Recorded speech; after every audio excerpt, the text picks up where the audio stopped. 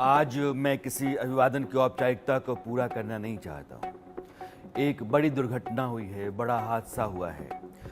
UP के हाथरस में सत्संग के दौरान भगदड़ मची है और भगदड़ में अब तक 122 लोगों के मारे जाने की खबर है और 150 से ज़्यादा लोग घायल हुए हैं। एक भयावह, दर्दनाक, दुर्भाग्यपूर्ण घटना है, हृदय विदारक है। हाथरस और एटा जिले के बॉर्डर पर रतिभानपुर नाम की एक जगह है। उस जगह पर सत्संग चल रहा था और उसका आखिरी दिन था। भोलेनाथ नाम के बाबा जी हैं, जो बाद में उन्होंने अपना नाम बदला। उनका प्रवचन पिछले कुछ दिनों से चल रहा था और ख़त्म होने के बाद लोग बाहर निकलने के चक्कर में एक दूसरे को धक्का देने लगे। फिर स्थिति भगदड़ में बदल गई। जो लोग गिरे हुए भीड़ के नीचे दबने के बाद गर्मी और उमस से जो घुटन पैदा हुई, उसके चलते अपनी जान गंवा बैठे। कहा जा रहा है कि खुले खेत में लगभग 100 बीघे में सत्संग का आयोजन किया गया था।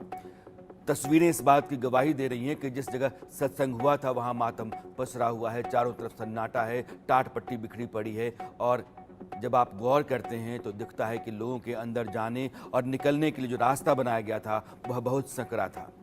जाहिर है, भीड़ का रेला जो पीछे से धक्का देते आ रहा था, उसके बाहर निकलने का रास्ता नहीं था, लिहाजा लोग दबते चले गए और घुटन से कईयों की जान चली गई।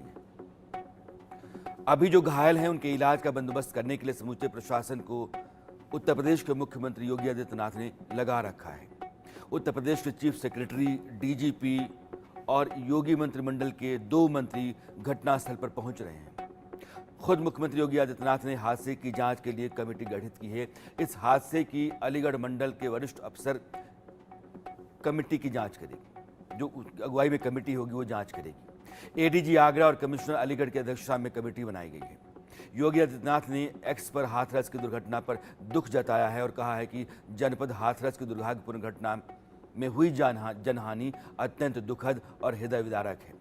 मेरी संवेदनाएं शोक संतप्त परिजनों के साथ हैं। संबंधित अधिकारियों को राहत एवं बचाव कार्य के लिए युद्ध स्तर पर संचालन और घायलों के समुचित उपचार हेतु निर्देशित किया गया है।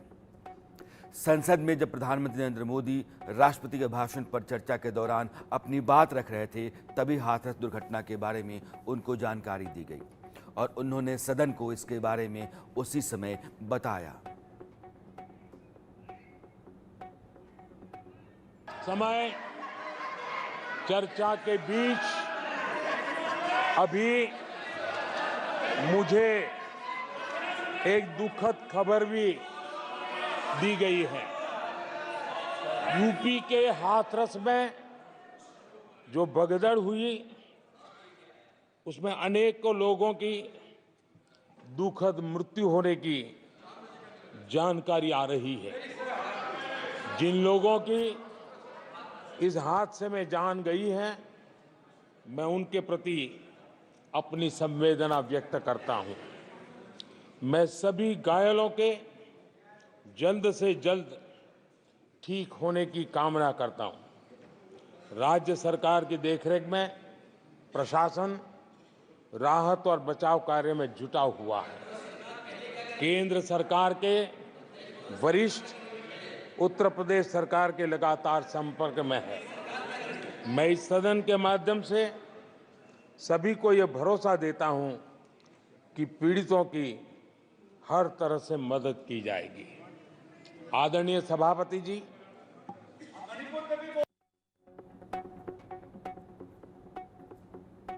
अभी जो वहाँ हालात हैं हाथरस में और पड़ोस के ज़िले एटा में, क्योंकि एटा में भी लोगों को जो घायल हैं उनको इलाज के लिए ले जाया गया है। 150 के आसपास घायल लोग जिनको तुरंत फौरी तौर पर इलाज की ज़रूरत है और जिस स्तर की ज़रूरत है उसके लिए दोनों ज़िलों के बीच में जो प्रशासन है वो प्रबंध में लगा हुआ है। इसलिए दोनों जगहों पर हालात कैसे हैं इसके लिए मैं अपने दोनों सहयोगियों को जोड़ना चाहता हूँ। प्रदीप हाथरस से जुड़ रहे हैं और मनोज एटा से। प्रदीप, अभी आप जहां हैं, जो घायल हैं उनके इलाज का बंदोबस्त कैसा है और जिनकी जान चली गई है उनके शव को घर वालों तक पहुंचाने के लिए या उनके सुपुर्द करने के लिए व्यवस्था क्या की जा रही है?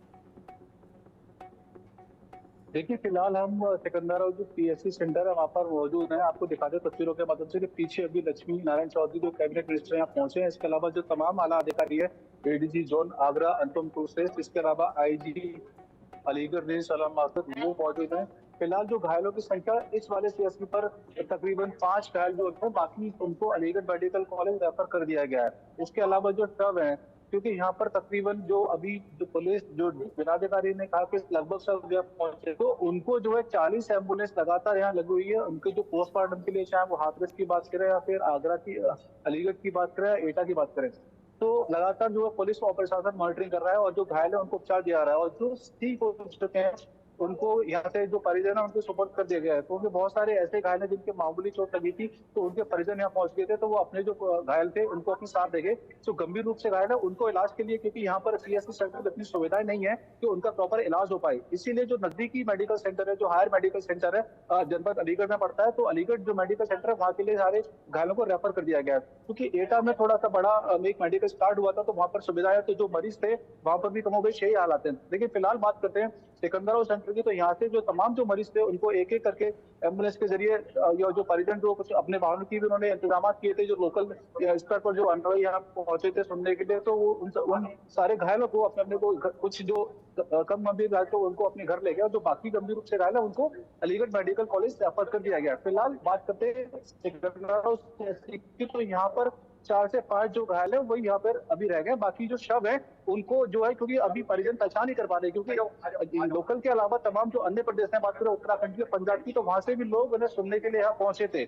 तो ऐसे जो परिजन है उनको ये बिल्कुल भी आशंका नहीं थी कि इस तरह का हादसा होगा। तो जो और जो शव है इस तरीके के, तो उनको पुलिस ने पहचान के लिए यहाँ रखा हुआ है ताकि उनके परिजन यहाँ पहुंचे। प्रदीप, एक सवाल है। सवाल ये है कि जहां भी सत्संग चल रहा था, कितने लोगों की भीड़ थी और भगदड़ का कारण क्या है?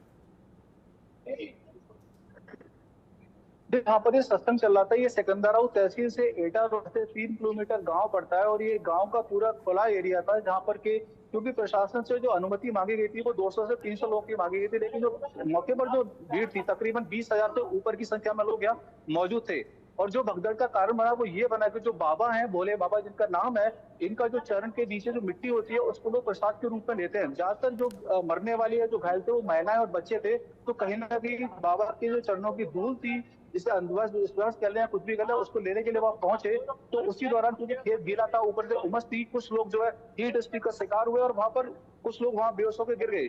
तो उसी से पूरे जो है अफरा तफरी का आलम हो गया और भगदड़ मच गई, जिसमें कि ज्यादातर जो मरने वाले हैं, जिसमें पुरुषों की संख्या बहुत कम है, ज्यादातर महिलाएं हैं और छोटे बच्चे हैं जिनकी इसमें पूरे हादसे में मौत हुई है। तो कहीं ना कहीं जो बाबा का जो दर्शन करने का जो प्रचलन है, जो उनकी चरण पादुका की जो मिट्टी है उसको लेने के लिए जो लोग आतुर थे, नजर आ रहे थे, जो उनके अनुयायी थे, तो उसी कारण ये हादसा हुआ है। जी प्रदीप, ये बहुत ज़रूरी बात है। अभी तक तो ये कहा जा रहा था कि जब प्रवचन खत्म हो गया उसके बाद लोग बाहर निकल रहे थे, निकलने के चक्कर में धक्का मुक्की हुई, जल्दी निकलने के चक्कर में एक ने दूसरे को धक्का दिया, दूसरे ने तीसरे को धक्का दिया, फिर वो भीड़ का रेला जो है एक दूसरे के ऊपर गिरता चला गया और लोग दबते चले गए, इसलिए घुटन से, उमस से उनकी मौत हो गई। आप कहते हैं कि बाबा जी के पैरों की धूल लेने के लिए लोग उनकी तरफ बढ़े, उसके बाद भगदड़ हो गई। स्थिति सही क्या है? देखिए, बिल्कुल जो लोग थे मौके पर, हमने उनसे बातचीत की और पूरा हादसा कैसे हुआ, कैसे ये घटना हुई, उसके बारे में उनसे जानकारी की। तो लोगों ने बताया कि जब बाबा प्रवचन करके जाने लगते हैं तो उनके जो जहाँ जहाँ चरण पड़ते हैं, जहाँ जहाँ उनके पैर पड़ते हैं, तो उनके जो नीचे की मिट्टी होती है लोग उसे प्रसाद के स्वरूप में लेते हैं। यही कारण है कि जो महिलाएं और जो बच्चे आगे थे, जैसे ही बाबा का प्रवचन खत्म हुआ और वहां से जाने लगे, तो जो उनके चरणों के नीचे वाली जो मिट्टी थी उसको लेने के लिए लोग जो है आतुर दिखाई पड़े, और उनमें आपस में होड़ सी मच गई कि पहले बाबा की जो चरणों की जो मिट्टी है प्रसाद कौन लेगा। इसी को लेकर कुछ, क्योंकि जो खेत जो था गीला था और वहां पर ऐसी स्थिति नहीं थी कि लोग वहां सामान तत्व से खड़े हो पाए, तो जो गीली मिट्टी थी और ऊपर से उमस और भारी संख्या में थी, उसे धक्का लगा। धक्के में जो महिला और बच्चे कुछ आगे गिर गए, उनके पीछे जो लोग आते रहे और रेला जो लगातार दबाव बनाता रहा, जिससे कि इस तरह का हादसा हुआ है। क्या क्या स्थिति है? आप समझिए कि अपना भाग्य हासिल करने के लिए हम दुर्भाग्य को दावत देते हैं। बाबा जी कहाँ से गुजरते हैं, उनका पैर जहाँ पड़ता है वहाँ की धूल उठाने के लिए जो लोग झुकते चले गए, वो एक दूसरे के ऊपर गिरते चले गए और भगदड़ की स्थिति हो गई।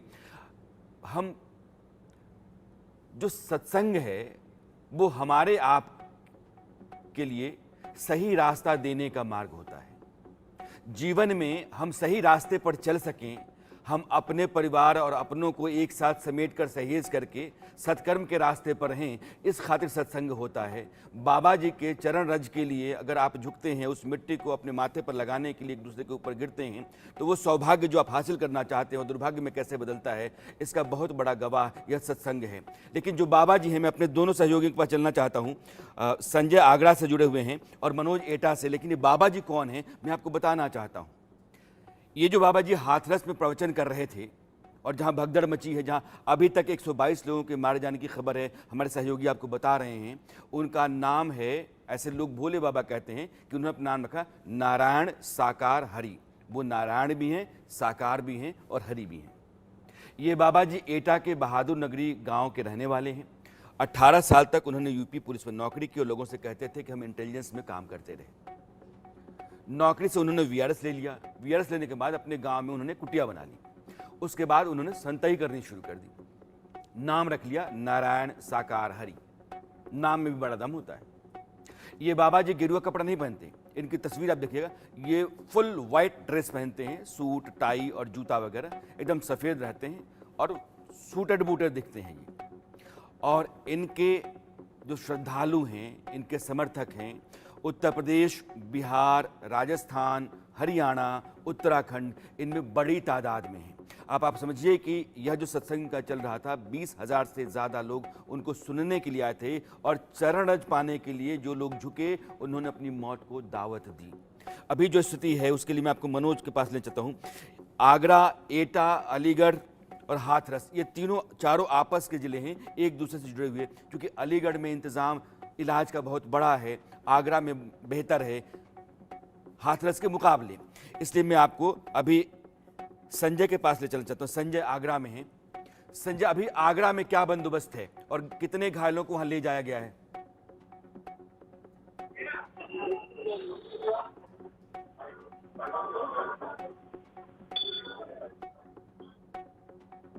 संजय, आपकी आवाज नहीं आ रही है। अनम्यूट करो, आप खुद को अनम्यूट करो, आपकी बात जरूरी है सुनना।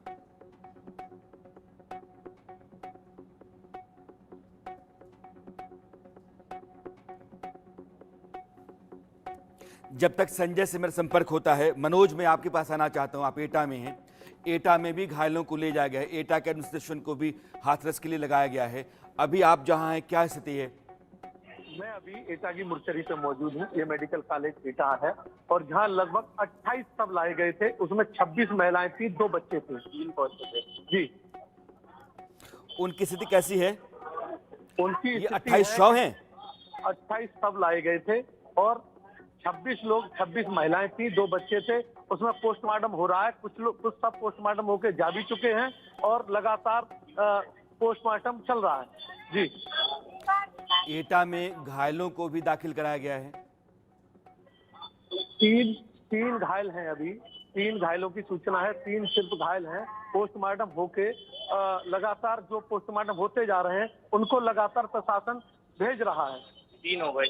3 पोस्टमार्टम अब तक हो चुके हैं। अभी की सूचना मेरे पास है। 3 पोस्टमार्टम हो चुके हैं। 3 सब यहाँ से मुर्चरी से जा चुके हैं। मनोज, हमारे सहयोगी एटा से कह रहे हैं कि जो जान गंवा बैठे, उनमें से 28 शव पहुंचे हैं एटा में। 26 महिलाएं हैं, 2 बच्चे हैं। यह जो 122 लोग मारे गए हैं, इनमें ज़्यादातर महिलाएं हैं और बच्चे हैं। महिलाओं को ज़रूरी लगता है कि घर में अगर कुछ नहीं है और घर में दुर्भाग्य पसरा हुआ है, तो वो उसको दूर करके, जिसको दरिद्र हम कहते हैं, उसको दूर करके अपने घर के हालात बेहतर कर लें।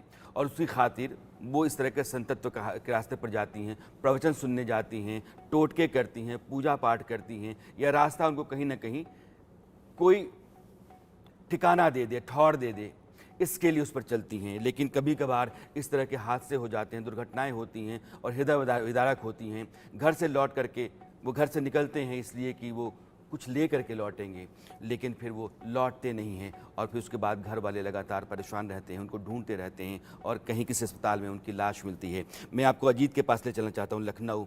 अजीत हमारे रेजिडेंट एडिटर हैं उत्तर प्रदेश के। अजीत, अभी आपके पास जो जानकारी है वो क्या है? चूँकि पूरी सरकार और पूरा प्रशासन उत्तर प्रदेश का हाथरस की घटना में लगा हुआ है। अभी जो लेटेस्ट जानकारी आपके पास है वो क्या है? देखिए बिल्कुल मुख्यमंत्री योगी आदित्यनाथ अपने आवास पे हाई लेवल बैठक कर रहे हैं और उन्होंने दो बातें दो टूक कह दी। एक तो आयोजकों के खिलाफ एफआईआर दर्ज करने की बात कही और दूसरा आदेश उन्होंने किया कि कोई भी हो, छोटे से छोटा आदमी, बड़े से बड़ा आदमी, इसमें छोड़ा नहीं जाएगा, बख्शा नहीं जाएगा, उसके खिलाफ कठोर कार्रवाई की जाएगी। उत्तर प्रदेश के मुख्य सचिव और डीजीपी वो एटा हाथरस पहुंच चुके हैं। उनको कहा गया है कि वो रात में कैंप करेंगे, जितनी भी डेड बॉडीज हैं पोस्टमार्टम कराएं। देखिए 28 लाशें वहां पर है, 100 वहां पर है जहां पर मनोज थे एटा में। इसके अलावा जो हाथरस की सीएससी और पीएससी है लगभग, वहां पर जो है 70 लाशों के आसपास दो जगह मिलाकर है, यानी ये 100 का आंकड़ा इन्हीं दो जगह से ज्यादा हो जा रहा है। इसके साथ ही जो अजीत ये जो 100 का आंकड़ा है, दोबारा आप इनको बताएंगे? देखिए बिल्कुल जो 28 डेड बॉडी है वो एटा के पोस्टमार्टम हाउस पर यानी अस्पताल में गया था, जिनका पोस्टमार्टम शुरू हो गया है। 5 पैनल बनाया गया है मेडिकल स्वास्थ्य विभाग की तरफ से, जो वीडियो रिकॉर्डिंग के साथ पोस्टमार्टम करेगा, पंचनामा करेगा। इसके साथ ही जो हाथरस की सीएससी और पीएचसी है वहां पर लगभग 70 लाशें 68 के आसपास जब जिलाधिकारी पहुंचे थे हाथरस तो था 2 से 5 बढ़ गए, यानी लगभग 70 के आसपास है। तो ये 100 का आंकड़ा सिर्फ 2 अस्पतालों में है। इसके अलावा अलग अलग जगहों पर भी ले जाया गया है। ये आंकड़ा अभी लगातार रात में बढ़ेगा क्योंकि 150 से ज्यादा लोग अभी भी अस्पताल में जिंदगी और मौत के बीच जंग लड़ रहे हैं, यानी काल के गाल में जो समा गए हैं। बहुत सारे लोगों के जो है पति सर से पिता का साया उठ गया, कुछ के सर से माँ का साया उठ गया। बहुत सारी महिलाएं अपने बच्चों को लेकर आई थी, यानी वो माँ और बच्चे दोनों जो है काल के गाल में समा गए हैं। और देखिए सबसे बड़ी बात, जो परमिशन ली गई, जिस पर मुख्यमंत्री ने रिपोर्ट मांगी, एडीजी जोन आगरा और कमिश्नर अलीगढ़ को जांच कमेटी में रखा गया, जिनको कल शाम 5 बजे तक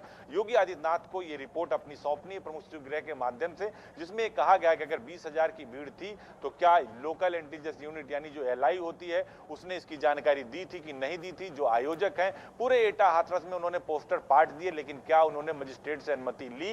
क्योंकि जब बड़ा कार्यक्रम होता है, 2000 से ऊपर के लोग होते हैं, वीआईपी मूवमेंट होता है और इतनी भीड़ आ रही है, क्योंकि आस्था कहते हैं कि जो आस्था होती है वो अंधी होती है और महिलाएं ये जानती हैं कि अगर वो पूजा पाठ करेंगी, सत्संग में जाएंगी तो उनको वो तर जाएंगी, उनको तारा जाएगा। लेकिन वो भोले बाबा की जो चरण रज है, जो मिट्टी उठाने के चक्कर में स्वयं तर गई वो, यानी जमीन भी दलदल थी, मैदान भी आपने समतल नहीं किया था, वहां कोई मेडिकल की सुविधा नहीं थी, आपने कोई पानी पीने की व्यवस्था नहीं की थी, एग्जिट और एंट्री पॉइंट नहीं आपने बनाया था, आपने मजिस्ट्रेट से उसकी अनुमति नहीं ली थी। तो ये बहुत बड़ी लापरवाही है। क्या लोकल अगर आपने अनुमति ली होती तो प्रशासन उस हिसाब से वहां फोर्स का डिप्लॉयमेंट करता, इसके आने जाने के रास्तों को डाइवर्ट करता। और इसके पहले भी जब भी भोले बाबा का वीडियो आया, 2-3-4 राज्यों में उनके भक्त हैं, तो उनके पीछे जो है पब्लिक वो भागती है उनका पैर छूने के लिए, उनकी चरण रज की मिट्टी उठाने के लिए, उसको माथे पर लगाने के लिए। ये भगवान है, भगवान के तौर पर। लेकिन उनको नहीं पता था कि आज वो काल के गाल में समा जाएंगे और इसकी सीधी जिम्मेदारी मुख्यमंत्री ने कहा है कि डीजीपी और मुख्य सचिव उत्तर प्रदेश के, जो कल ही अभी उत्तर प्रदेश के चीफ सेक्रेटरी बनाए गए मनोज कुमार सिंह, डीजीपी प्रशांत कुमार, दोनों लोग वहां पर पहुंचे हैं। डीआईजी अलीगढ़ सलम माथुर, एडीजी आगरा जो अनुपम कुलसेव, सभी लोग वहां पर पहुंचे और सबको अपनी रिपोर्ट मुख्यमंत्री को देनी है। तो इसमें चाहे पुलिस के जो अधिकारी हैं जो लापरवाह हैं, और देखिए लोकल इंटेलिजेंस यूनिट का फेलियर है। अगर 20,000 लोग आते हैं, वहां पुलिस का फोर्स का डिप्लॉयमेंट नहीं करती। एक सिपाही की भी मौत हुई है उसमें, जो लाशों को देखकर उसको हार्ट अटैक आ गया।